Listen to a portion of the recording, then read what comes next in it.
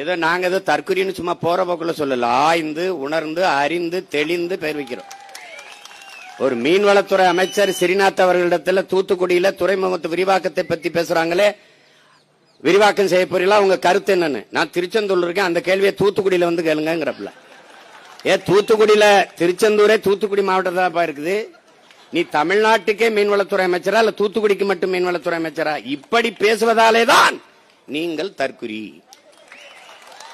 புரியுதா? புரியுதா? நிதி அமைச்சர் நிதிநிலை அறிக்கை படிக்கிறாரு. 7500 7550 அது தெரியல. அது 7500 7050 சொல்ல வரல அவருக்கு. 7000 5000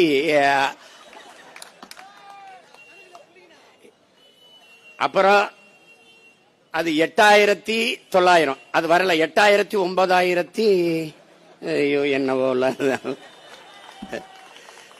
ஒன்னு ரெண்டு ஒழுங்கா படிக்காதவன் எல்லாம் நிதியமைச்சரா போட்டு நாங்க என்ன நினைச்சுக்கிட்டோம், இங்க பாரு உங்க உலகத்துலடா கணித மேதை ராமானுஜம் பிறந்த நாட்டுல அவன் கூட்டத்துக்கு இல்ல ஒன்னு ரெண்டு ஒழுங்கா தெரியாதவன்லாம் நிதியமைச்சர் ஆயிட்டோம்.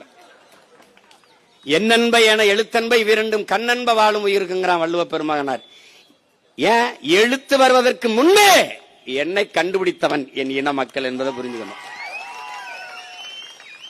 முதல் நிலம் தாண்டி இரண்டாவது நிலத்தில் முல்லை நிலத்தில் ஆடு மாடுகளை வளர்க்க தொடங்குகிற போது அதை எண்ணுவதற்கு ஒன்று ரெண்டை கண்டுபிடித்த இனத்தின் கூட்டம் நாங்கள். அதனாலதான் என்னன்ப என எழுத்தன்பை இவ்விரண்டும் பாடுறாரு. அப்படி வந்த கூட்டத்துல ஒன்னும் தெரியல. உலகம் எங்களை பாக்குது. இனிமே எந்த பெருமையும் நீ பேச முடியாது. நான் யாரு தெரியுமா? நான் சேர சோழ பாண்டியன் பரம்பரை.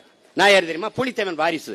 நான் தீரன் சின்னமலை பேரன். டே போடாங்கிட்டு போட கேவலப்படுத்திடுவான். கம்பன் இளங்கோ கட்ட போப்பா அப்படின்றான். ஒரு பெருமையும் உனக்கு கிடையாது. இப்ப இந்த சூழலில்